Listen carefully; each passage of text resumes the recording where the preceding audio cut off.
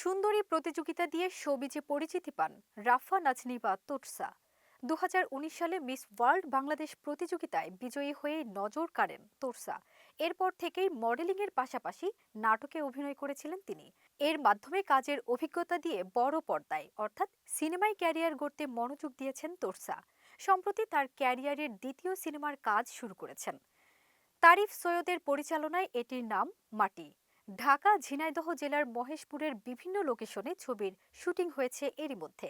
সিনেমাটি একটি crime thriller ঘরানার গল্প, যা গ্রাম বাংলার এক অজানা রূপ তুলে ধরবে। আগামী ঈদুল আজহায় সিনেমাটি প্রেক্ষাগৃহে মুক্তি পাওয়ার কথা রয়েছে। এদিকে নির্জন স্বাক্ষর নামের একটি সিনেমার শুটিং শেষ করেছেন নানজিবা তোরসা। বর্তমানে সিনেমাটি রয়েছে মুক্তির অপেক্ষায়। সিনেমায় অভিনয় প্রসঙ্গে তোরসা বলেন, সিনেমা বড় বিনোদন মাধ্যম, আর এখন গল্প প্রধান সিনেমা তৈরি হচ্ছে। আমি এখন পর্যন্ত গল্প প্রধান গল্পের সিনেমাতেই অভিনয়ের সুযোগ পেয়েছি।